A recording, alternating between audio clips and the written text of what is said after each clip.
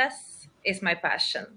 Building a business, helping my clients position themselves as an amazing experts in their industry, or completely inspire them to change their careers from a doctor to consultant, or an attorney to consultant, or even stay in their own industry, but maybe start their own business versus just, be in a corporate world and work for someone else, right? Because my clients, when they're coming to me, they say they realized they're being limited maybe by the rules, the corporation where they at, and they were so fearful before, maybe lack of confidence, or the fear was coming from outside.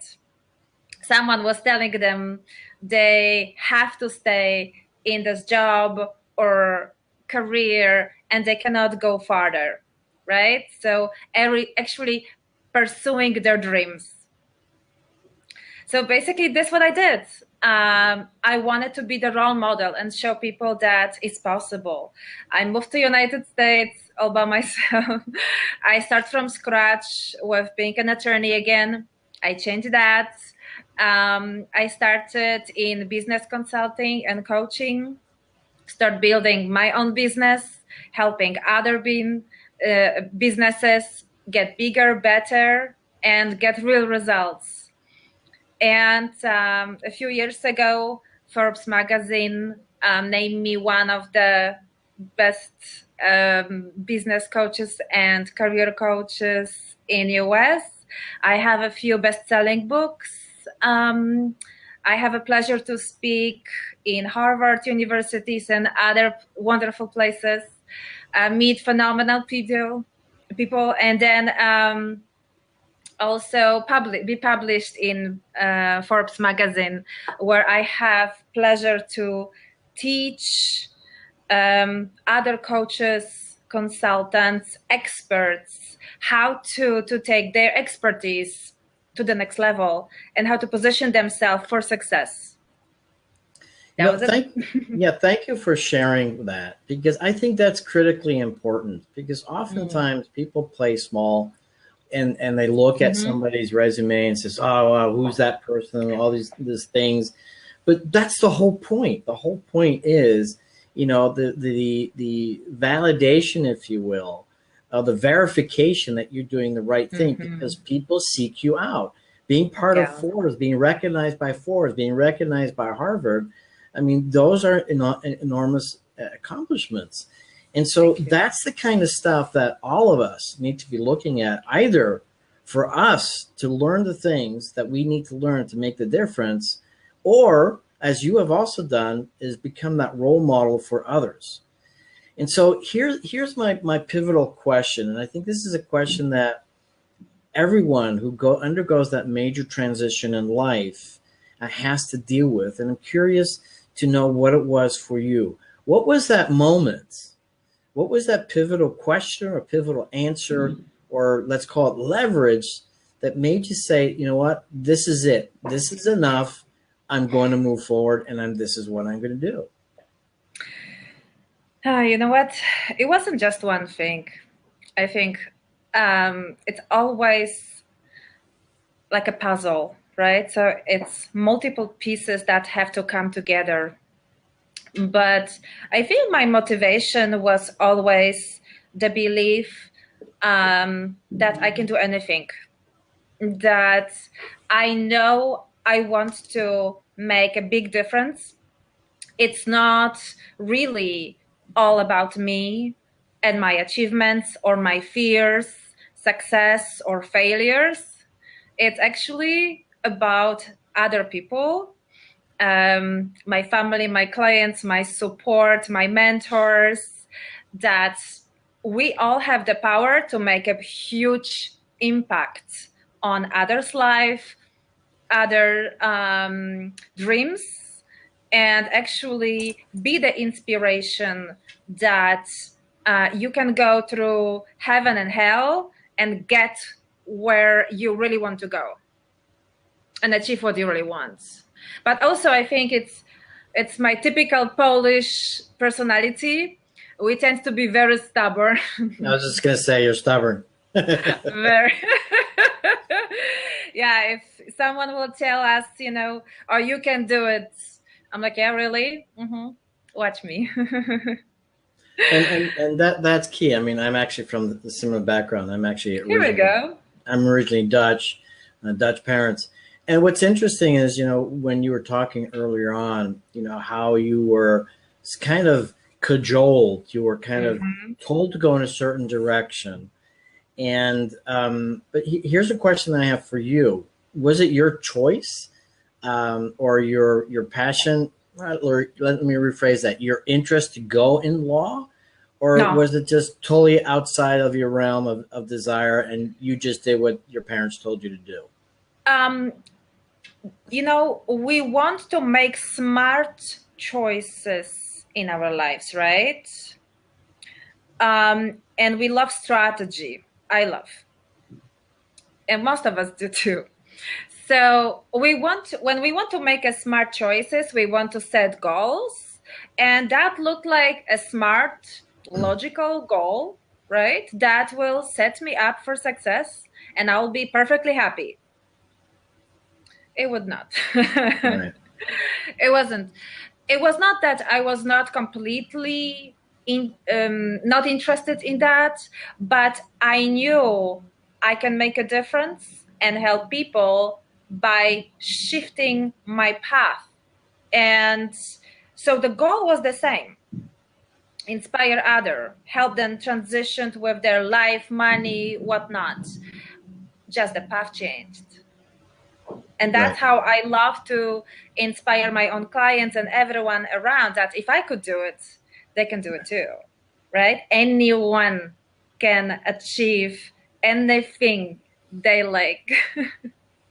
So you're very well versed, and I personally don't use the word expert because, in my opinion, experts are the ones that say a lot of things and not necessarily have the experience. You've got that experience.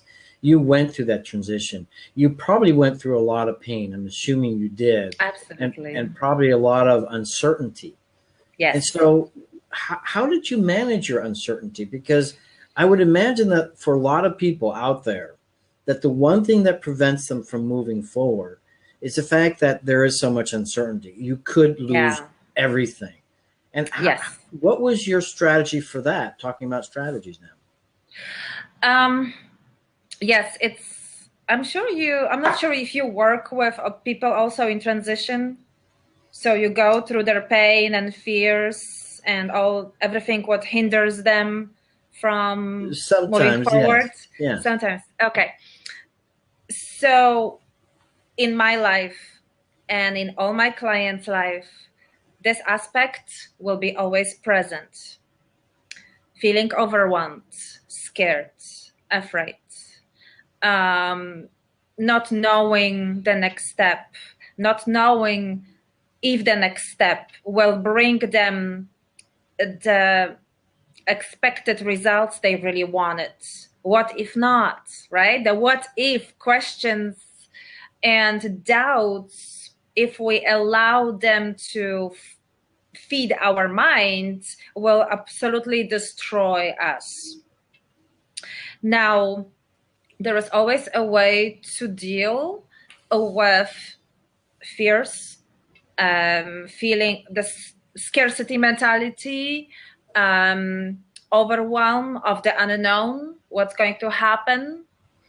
And first of all, think about this, that people think, oh my God, I'm going to fail. I'm not going to do it, right? There is never a failure. Things are not happening to us. They're happening for us. So it's always a learning experience, always a stepping stone. That's how you have to look at that. So that's the only way you're not going to let yourself or others and other fears stop you from moving forward, right? But also being okay with the fact that I am scared right now. I don't know what to do. And, I have the courage to maybe look for support, right? Maybe call Asha, call other expert, call mentor, ask for help the moments when you feel the how afraid you are, the fear, the doubts overwhelming you, or perhaps maybe there are other people fears, like your parents who want the best for you, so they want you to choose the safe road, right? But also I feel just the clarity, what is your passion really, will fuel any of the obstacles what you have or challenges you have to face. Basically, if your passion is strong enough, it will help you survive through any challenge, an obstacle, and treat this as a stepping stone versus something that will block you and limit you. So one of the things that I find, and to give you and the listeners a bit of a perspective of who I am, I grew up in 5 different countries. Went to medical school when I was 17, and have been a plastic and reconstructive surgeon for the last 20 years. So I'm very much in the field of transformation, but I've gone way beyond just the plastic surgery. Right. And the one thing that I've just realized over time in my personal stories is kind of interesting. One of my past relationships, my partner would always, have the excuse when she failed at something that she could obviously very well succeed at. There was really no excuse or reason, a reasonable reason, if you will, for her failure, except for what we call learned helplessness. Some people are just like that. And she'd always say, well, I'm just being human. And it would upset me all the time. I said, well, that's an excuse. You're just being a victim. You're just doing that and doing that. And what I finally realized after a while is as you say, I mean, there's greatness within all of us. We all can do things. When we realize, when we choose to, accept the fact that we're human, giving ourselves permission to be human, giving ourselves permission to be wrong or to have failed at something, and as you say, being okay with that. So my question for you, with the people that you work with, and clearly you're working with, I don't use the word overachievers. Use the word superachievers. There's no such thing as being overdone. I mean, superachievers are people that have big visions, big ideas, big passions, and they just want to go for it. And they're not scared. And they're not scared. And what's important about a lot of these guys and girls is that they may have big egos and a lot of pride. So my question for you, right, is when we talk about failure, and I have the same mindset as you about failure. There's no such thing. But there is failure when a system or strategy fails, just doesn't work. How often, when in your coaching process, are you working with people that pride is the issue that they're most scared of? Very often. Yeah. So how do you handle that? Good question. So I tend to work with very strong people, right? Surprise, surprise. Like you said, big dreams, big pride, big achievements, amazing results already in life, and big expectations of themselves and others, huge demands. So I think everything comes down to their vulnerability and openness and trust that we have in our coaching, in our professional relationship. Before we even start, I tell them, I have a right to be honest with you, to call you on something, and you have to accept it. If you don't want to do it, we part our ways. Yep. You are not stuck here. I'm not stuck with you. there is always way to go. If you know, so they know if they won't listen, it's not going to work. And so I did fire my clients too, if that was the issue, because I knew just by me letting them go, that's going to be a bigger lesson and better lesson than me try to force them in any way or try to overcome the resistance, right? Because when you try to push something, the resistance increases. Right. So, you know, huge trust, respect for each other. And I tell them, you know, very often that I'm like, listen, I respect your time, and it's the best spent when we really implement everything what you want, because that was the reason why you came here in the first place, right? So sometimes it's good to go back to why we are here, Right. why this person is in this place in their career, business, or whatnot, or life.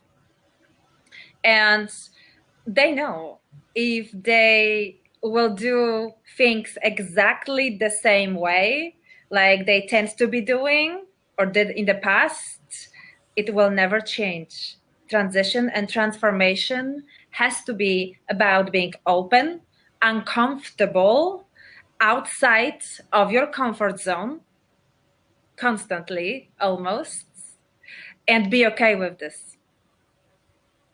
Absolutely. You know, I mean, evolution is all about change. And, Yeah. you know, when we look at evolutionary history, if you will, and I know you're familiar with the law of requisite variety, you know, the part that's most flexible in the system always wins. And you look at the story of Kodak, and when they first were exposed to digital photography, you know, they were laughing in their back rooms thinking, you know, digital photography, that's just going to be for amateurs. It's never going to happen. And so they never integrated that whole new expansion. And so clearly, you know, what you're helping people discover is outside of that comfort zone, they can begin to expand and then begin to fulfill their full potential.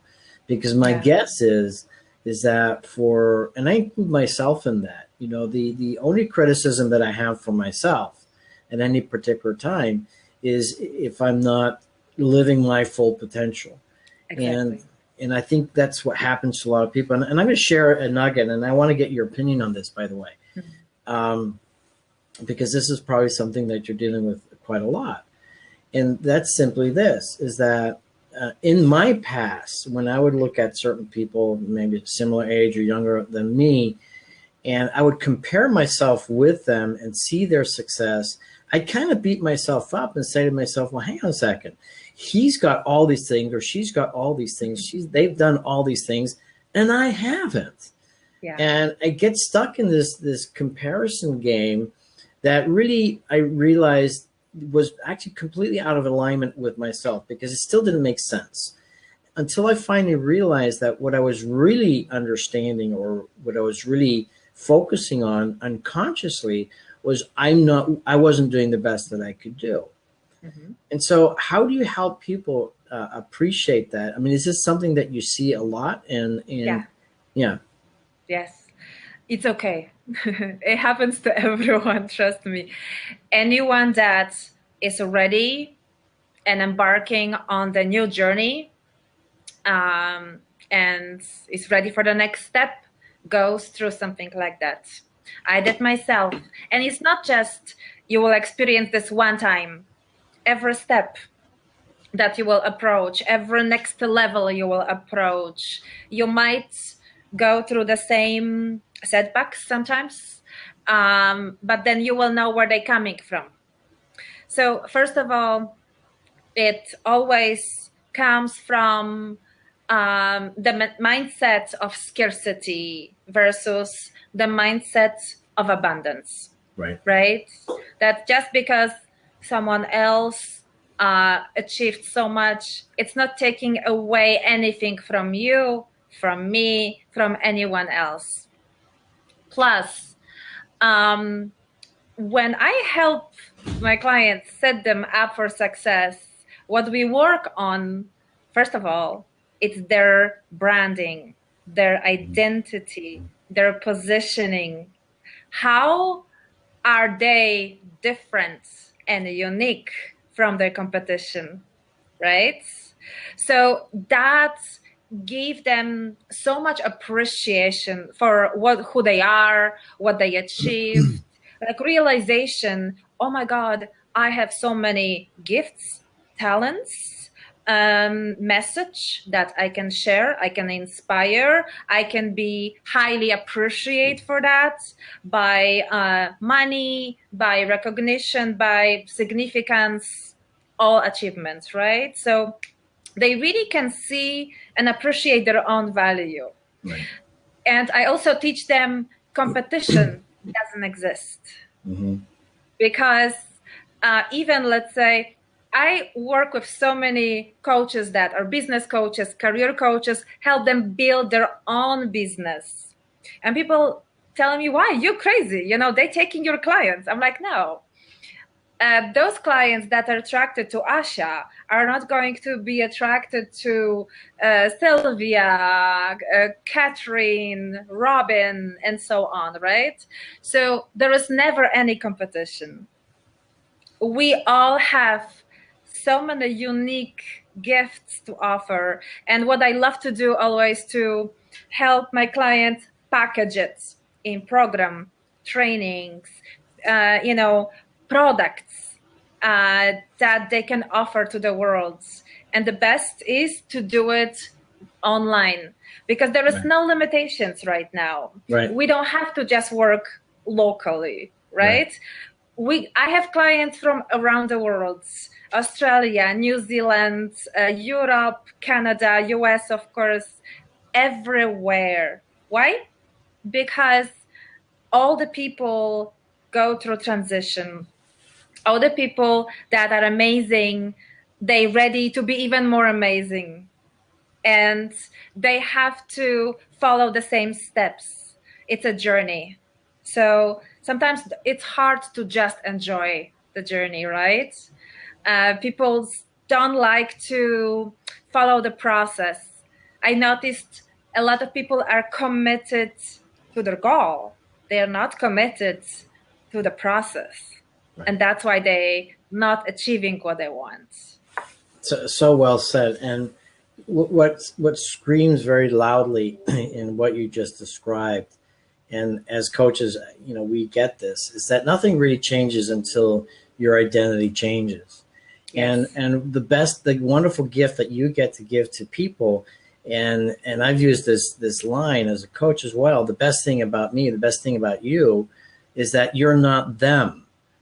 And then you get to identify the stuff that we oftentimes refuse to see in ourselves. You said, how much value you can offer to the world.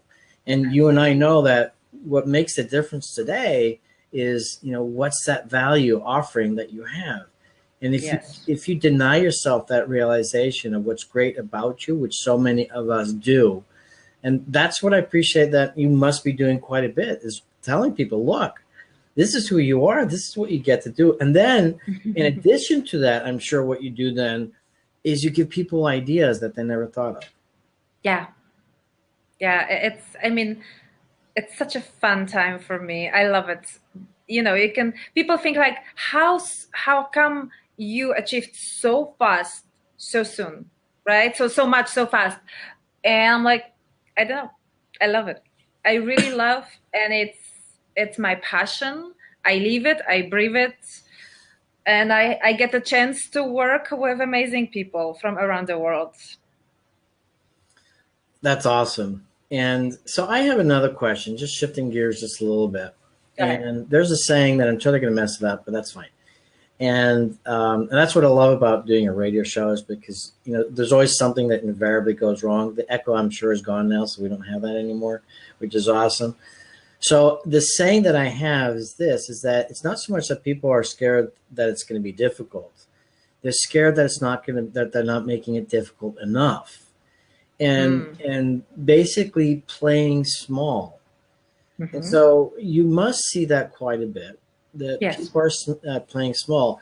Is it because and is it the learned programming that people have since very, very young, where if like in Australia they have the what's called the tall poppy syndrome, is that they cut off the poppies that stand out in the fields because the rest of the poppies don't want to be different than you. And so, is that something that you have to deal with a lot, where people have this learned programming, this learned behavior from very young, that people say, look, you can't be outstanding? It's hard to say how is it originated really. Is it our mindset? Did we grow up like that? Was that our parents who taught us certain things, our society, culture? I can't find an answer for that. But do I deal with this? Absolutely. And in my highly paid experts academy, where I mentioned to you, we attracted people from around the world. They were in a different stages of their expertise and business, but all of them were in business or in their career for 10, 20, sometimes 30 years. Right? So you can imagine their brilliance, their achievements, hard work, and everything what they had to share with their clients, with their customers, with their family, inspire others. And they were already recognized, published, they achieved so much, right? And it was repeatedly happening that they said, Asha, I understand now. I am ready to play bigger game. I no longer will think small or will act smaller or diminish my lights and not be appreciated enough, right? Or my value.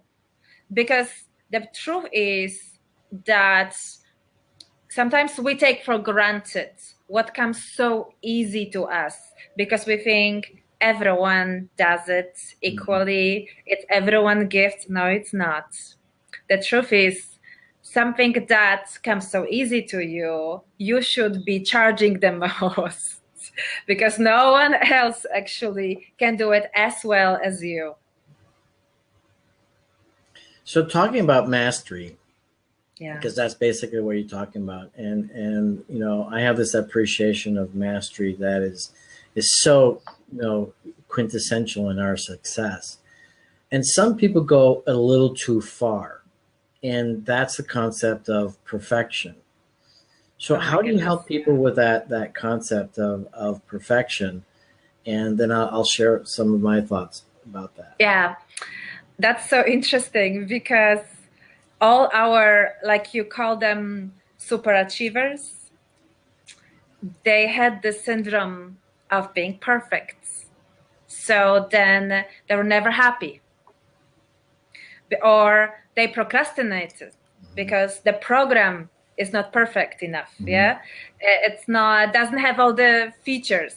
Trust me, by myself, I called myself on it so many times before even releasing the academy and having the soft launch.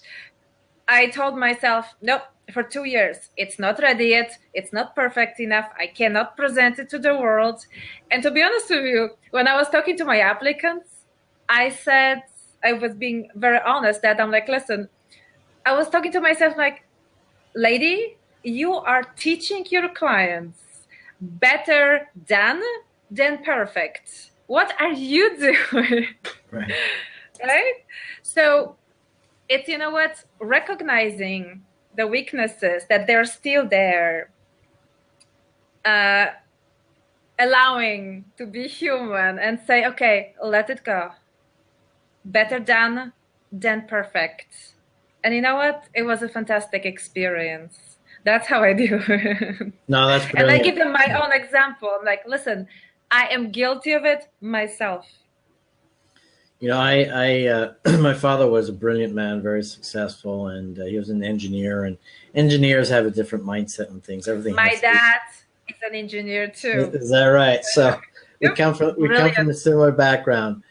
And what's interesting, and then going into the medical field was interesting for me, simply because By as the way, my mom is a professor of medicine, so is that just right? Oh FYI. boy, Yep, no wonder you're yep. so messed I up. know.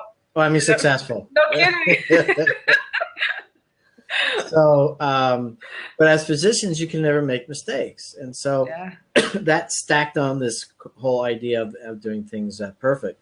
And I recently read a book by Peter Diamandis called Bold, and I love the mindset of what he calls the exponential entrepreneur. So those entrepreneurs that are going to Mars and Saturn, and they're just out of this world, all the SpaceX guys, and it's fail fast, fail forward, and fail often.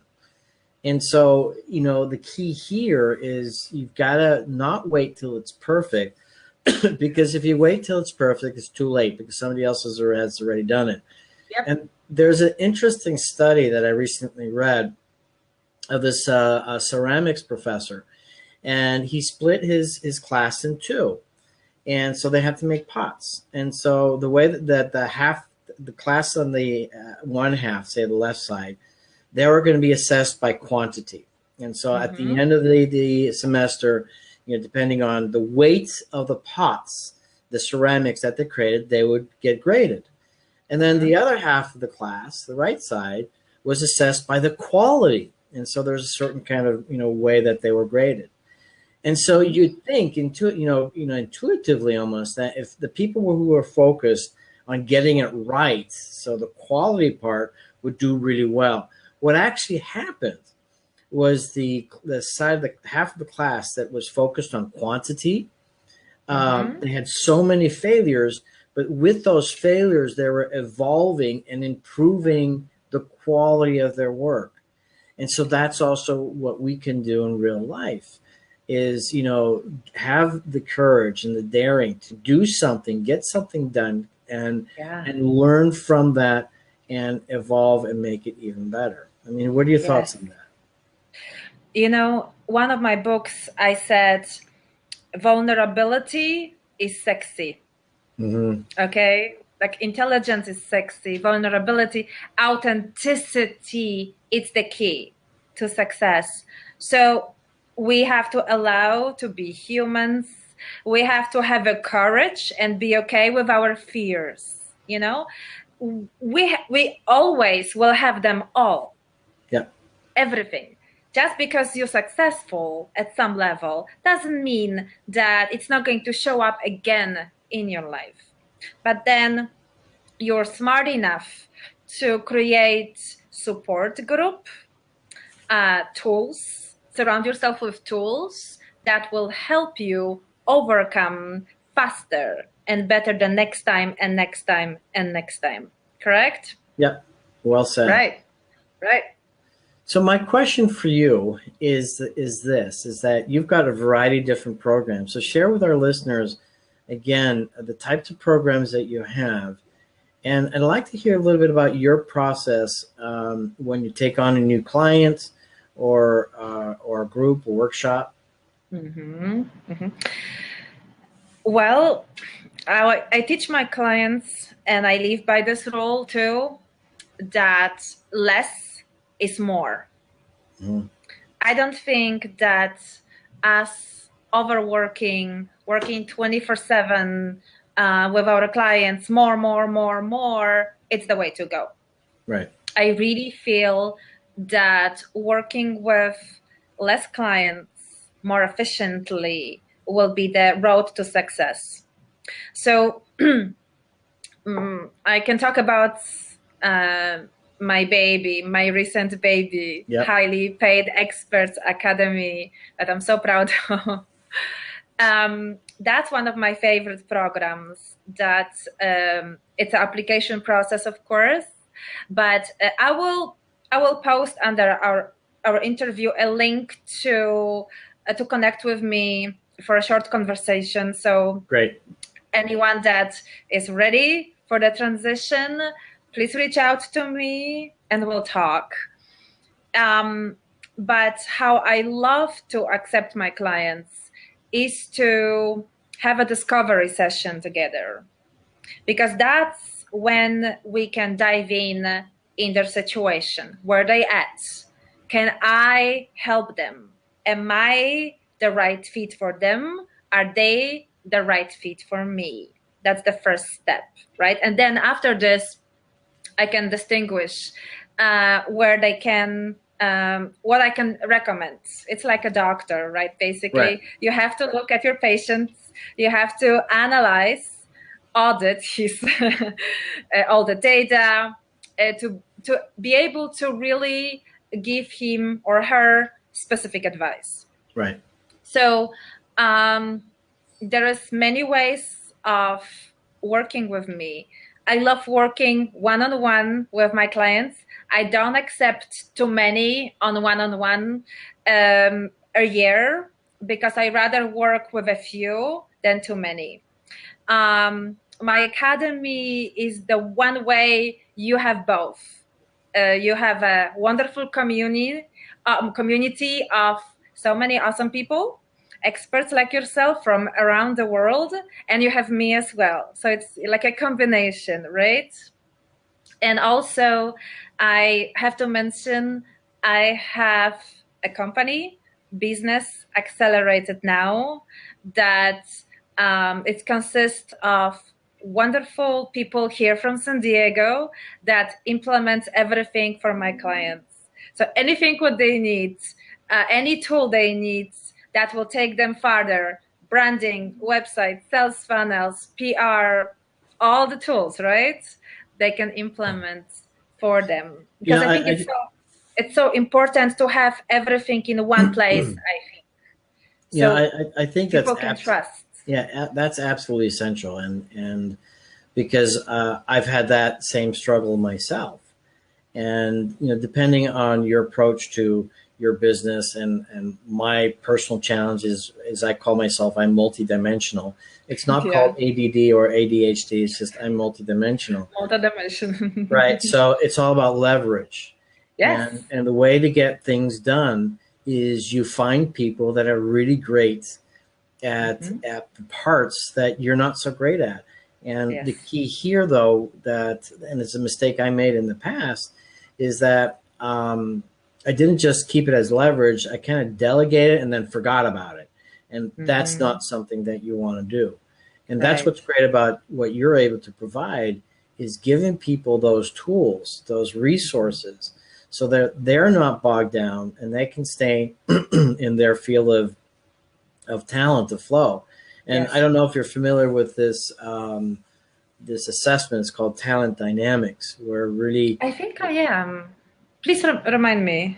So talent dynamics is based on the book of I Ching from the Chinese from about 5,000 years ago, where they kind of put people in 4 different quadrants depending on what their main talent was, whether it's talent of creativity, whether it was a talent of basically, let's say, management or scheduling or programming, whether it's a talent of, being connected with people, or it's a talent with numbers. And so we tend to gravitate to one space or another. Or the other.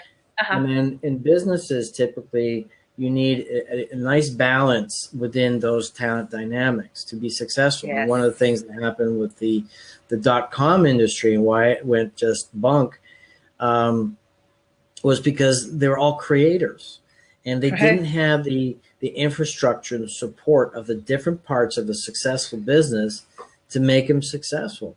And so that's what I like about what you do with your business, is that you give those different parts to people so that they don't have to take care of everything. Yes, I know. When I became a vice president of San Diego Professional Coaches Alliance, I think that was the only nonprofit organization for certified professional coaches in Southern California. I realized that not only my previous niche or experts, that attorneys had the same problems, but also coaches, consultants, experts. They were brilliant in what they've been doing, right? How helping clients. Face them with a client, they'll provide results. They had no idea how to have a business, how to handle people, what to do with marketing, business plans, finances, sales, how to create a conversion for them, how to create a brand that will attract the right ideal clients versus just all clients, right? How to be very unique and package their knowledge so they can still have private life, freedom, and financial freedom in the same time, right? Or perhaps they can share, like we have this blessing that we can speak in so many different countries about the same issues, struggle, challenges, and provide wonderful inspiration and results for any country right now. So I've noticed also that with having all this background, law and other stuff, and my dad as engineer, right. It's like a blend of the right and left brain in me that is being used, the creative and the math, in terms of putting all the puzzle together. So it's like a detective adventure for me when I take on business or career, just to like discover, right, what's missing, what's going on, what will leverage that, how to scale it. So, and then thankfully I was able to attract brilliant people to implement that for me and my client, so I don't have to do it. Well, I think you've got a great advantage, and this is an advantage that anybody can seek out for themselves. But coming from a different country, coming from a different culture, parents with their experience, doing what you did, and then making a major shift, and really is all about discovering what you don't know that you don't know that's going to make the difference. And be okay with that. I'm sorry, what? And be okay with that. And be okay with that. And as you said, is you've gotta ask the questions. And so let me and you probably are familiar with this phrase. I have to give Tony Robbins credit for this phrase, because it's his phrase. The quality of life is the quality of questions. You ask better questions, you'll get better answers. So in your discovery process, what are, say, your top 3 or favorite questions that you like to ask, and what are some of the surprising answers that you get? Brilliant question. I think one of the questions what I love to ask is, what is your biggest struggle right now? And when people say, oh, I don't have any struggles, I'm fine, I'm perfectly great, I'm like, okay, tell me your goal that you have and you haven't achieved yet, and why is that, right? So you can shift that for them. With most people will be okay with sharing the challenge, the struggle. With some people, that was the pride still present, they're like, I'm all good. Then you can shift to goal and why it's not achieved yet, right? So that's what people, even when they speak out, they talk about this, they realize, oh my God,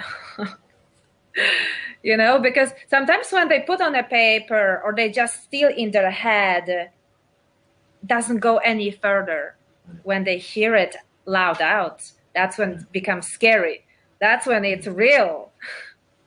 Yeah. The second thing is I ask them to, what really costs you not to achieve that yet? I love that question. Yeah. That's a painful question, because some people think, oh, I didn't make money or something, but I'm like, no, go deeper. What really costs you? And then it's hard. They have to open up, because it's all about, it cost me my confidence. It cost me the fear that I'm living. I don't live my dream. I live my fear, right? So there's so many things that hit home, and it's very painful, emotional, but we have to access that in order to really be able to move forward. Wow. So that's the second. The third one, why now is a good time to start your transition or scale or the change and so on, right? Fourth. Okay, fourth. What's on the scale of 0 to 10? Where are you, right, with the change? Why now? And the scale. So it's so funny when a lot of people will tell me, now it's because I experienced something bad, something painful in life. After 10 years, I had an accident or health failure or something like that. My marriage broke up completely. So I have to do something about this. I'm thinking 10 years. Okay. Wow. So something bad has to happen, right? But then at the same time, I ask 0 to 10, where are you? Some people will say, oh, 5. I'm like, oh, so what else has to happen Right. for you to be higher?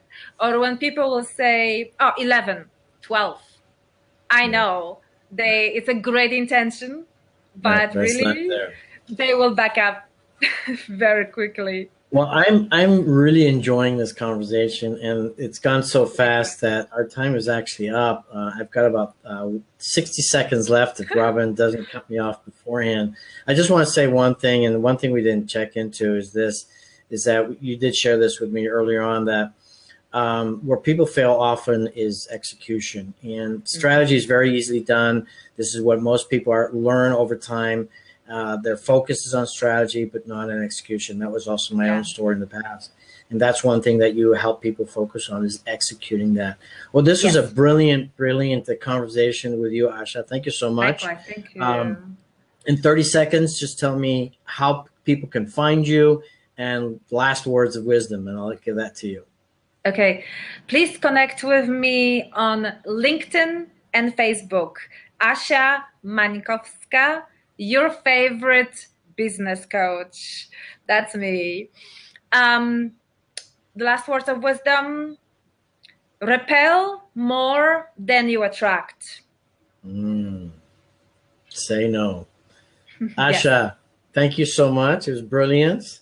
People find Asha. You want to make a difference in your life and that of the rest of the world, you got to find her. She's brilliant, and she will show you the way. Asha, thank you so much. Robin, go ahead, take it away.